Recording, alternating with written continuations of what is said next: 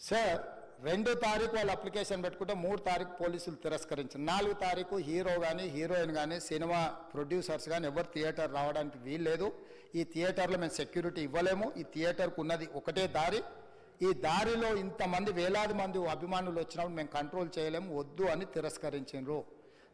తిరస్కరించిన తర్వాత కూడా 4 తారీఖు 9:30 ప్రాంతంలో హీరో రావడం జరిగింది. రావడం కారులో వచ్చి థియేటర్లో పోయి సినిమా తెచ్చి మళ్ళీ కారులో వెళ్ళిపోతే పెద్దగా ఇంత ఇబ్బంది జరుగుతుండేనేమో లేదో నాకు తెలియదు. కానీ ఎక్సోడ్ చౌరస్తా కంటే ముందు నుంచే కారులో రూఫ్ టాప్ ఓపెన్ చేసి రోడ్ షో చేసుకుంటే థియేటర్లో పోవడంతో ఆ చుట్టుముట్టుతున్న 7-8 థియేటర్లలో ఉన్న సినిమా అభిమానులు మొత్తం ఇక్కడికే రావడంతో వేలాది మంది జమ అయినారు. ఆ గేట్ ఒక్కసారి హీరో కారు లోపలికి పంపించడానికి ఆ ఉన్న గేటు తెరవడంతో వేలాది మంది ఒక్కటేసారి ఉప్పెనలాకి వచ్చారు.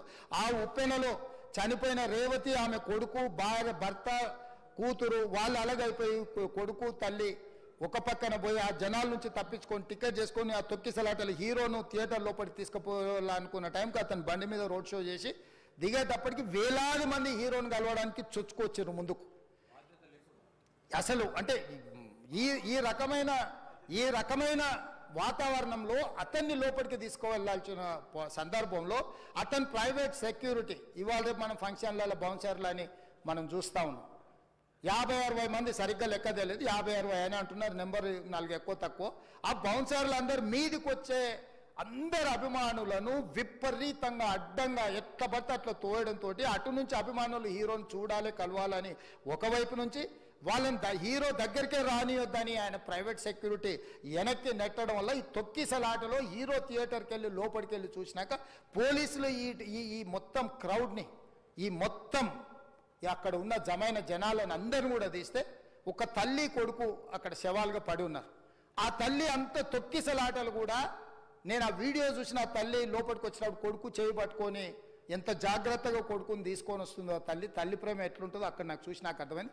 ఆ శవాలుగా మారిన తల్లి కొడుకు చేయి ఇడవలే అధ్యక్ష, అట్లే చేయి బిగ్గర పట్టుకొని పోలీసు వెళ్ళి చూస్తే ఆ తల్లి ఆ పిల్లగాడు ఆ తల్లి ఆ చెయ్యి వదలకుంటే కన్నబిడ్డను పట్టుకుని తల్లి చచ్చిపోయింది అధ్యక్ష.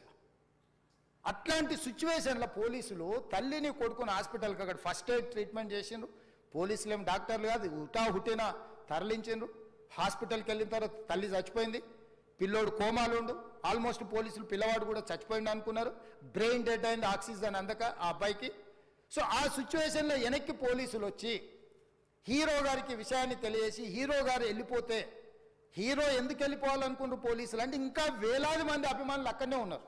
హీరో గారు థియేటర్లో కూర్చొని ఉండడం వల్ల సినీ ప్రముఖులు ఉండడం వల్ల ఈ బయట జమైన వేలాది మంది అభిమానులు అక్కడి నుంచి పోకుండా అక్కడనే ఉండడం వల్ల థియేటర్ లోపల కూడా బాల్కనీలో టాప్ బాల్కనీలో హీరో కూర్చుంటే కింది నుంచి పై వరకు వెనక్కి తొక్కుట పైకెక్కి హీరో చేతులు కలపాలని కోతులు ఎగబడ్డట్టు కోట మీదకి కోతులు ఎగబడ్డట్టు ఉల్టా పైకి తొక్కిసలాట జరిగింది అధ్యక్ష.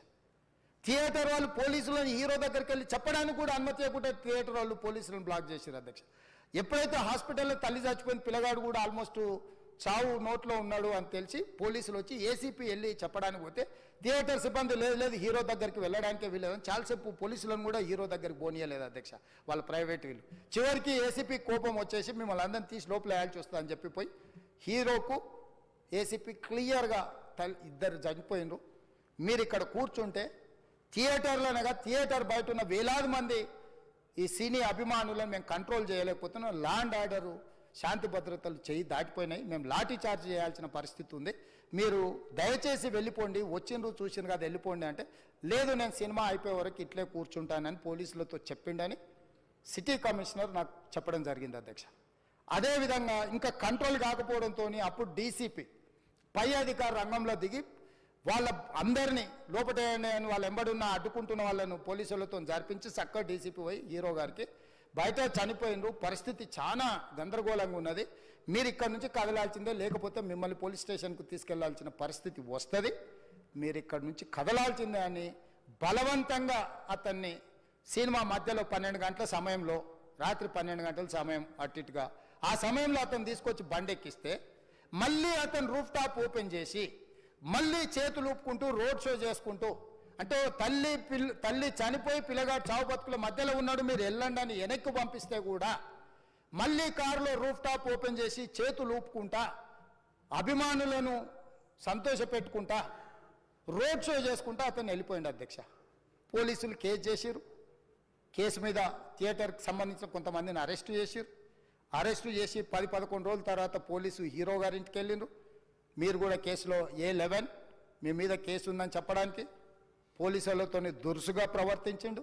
మీరు ఆ వీడియోలన్నీ కూడా చూసిండ్రు.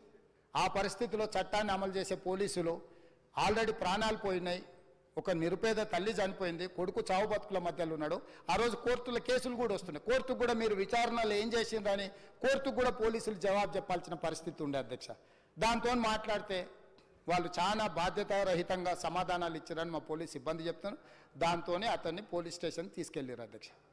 ఇక్కడి వరకు ఒక హీరో, ఒక థియేటర్లో జరిగిన సంఘటనలు, వీటన్నిటి నేపథ్యంలో పోలీసులు వాళ్ళ విధి నిర్వహణ నిర్వహించారు అధ్యక్ష. ఎప్పుడైతే అతను పోలీస్ స్టేషన్కు తీసుకెళ్ళిరో కొన్ని రాజకీయ పార్టీలు పైశాచికంగా ఎంత నీచంగా నన్ను తిట్టుకుంటా పోస్టులు పెట్టినరంటే, అంటే तेलंगाना समाजम मलकपेट बलाला साहब के कॉन्स्टिट्यूंसी के वोटर है उन लोग मलकपेट के छोटे नौकरी, उसका नौकरी अकबर साहब वो 30,000 नौकरी करता है, उसके परिवार में कोई कमाई नहीं है, एक एक टिकट 3,000 रुपये में खरीदा, वो बच्चा उनका फैन है बोल के उनके परिवार 12,000 रुपये रखकर 4 टिकट खरीद के पिक्चर को गए। 30,000 महीने को कमाने वाले నెలకు 30,000 జీతంతో పనిచేసి ఒక ప్రైవేటు చిన్న దాంట్లో ఉద్యోగం చేసుకునే తండ్రి తన కొడుకు ఆయన అభిమానాన్ని కుటుంబము 12,000 రూపాయలు 3,000కు ఒక టికెట్ 12,000 రూపాయలు పెట్టి సినిమా థియేటర్కి వెళ్తే థియేటర్లో చనిపోయిన 11వ రోజు వరకు వీళ్ళు ఎవరు హీరో కానీ ప్రొడ్యూసర్ కానీ ఎవరు కానీ ఆ కుటుంబాన్ని చనిపోయిన కుటుంబాన్ని కానీ హాస్పిటల్లో చావు బతుకుల మధ్యలో ఉన్న పిల్లవాడిని పరామర్శించడానికి కూడా పోలేదు అధ్యక్ష.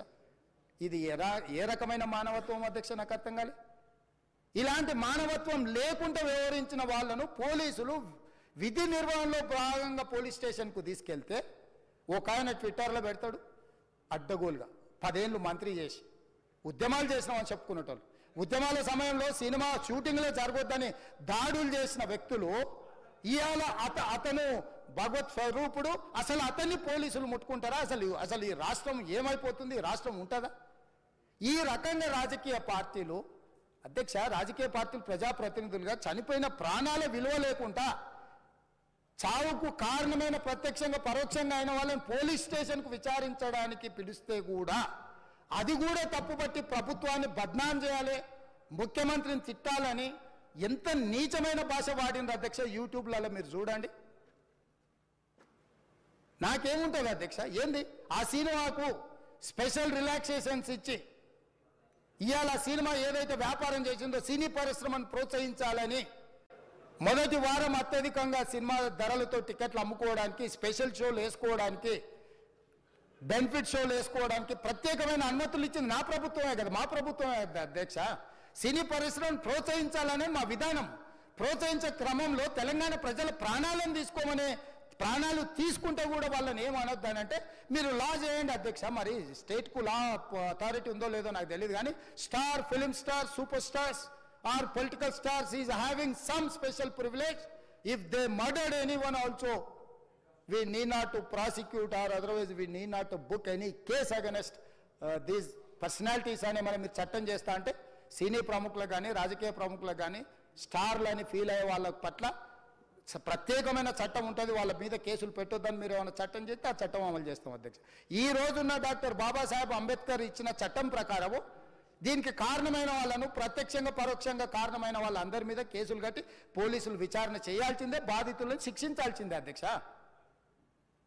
సో ఈరోజు ఆ కుటుంబాన్ని ఆదుకోవడానికి ఈరోజు కూడా ఆర్థికపరమైన విషయాల్లో కానీ దీంట్లో కానీ వాళ్ళు ఎవరు పెద్దగా ఆసక్తి, కనీసం సినిమా వాళ్ళు ఒక్కరోజు అతను పొయ్యి వస్తే సినీ ప్రముఖులందరూ అతని ఇంటికి వెళ్ళి అతనికి మొత్తం ఏదో కాళ్ళు చేతులు యాక్సిడెంట్లో పోయినట్టు కన్నీళ్లు గారుస్తారు. ఈ సినీ ప్రముఖులు ఒక్కరైనా హాస్పిటల్ పోయినరా అధ్యక్ష? నేను సూటిగా తమ ద్వారా సినీ ప్రముఖులను నేను అడుగుతున్నా అధ్యక్ష. తల్లి చనిపోయి 9 సంవత్సరాల పిల్లగాడు బ్రెయిన్ డెడ్ అయ్యి ఆక్సిజన్ అందక 20 రోజుల నుంచి హాస్పిటల్లో పరామర్శించడానికి సినీ ప్రముఖులు ముందుకు రాలేదంటే సినిమా ఇండస్ట్రీలో ఉన్న ప్రముఖులు ఏం ఆలోచన చేస్తుండ్రో ఏం కోరుకుంటుండ్రో నాకైతే తెలియదు.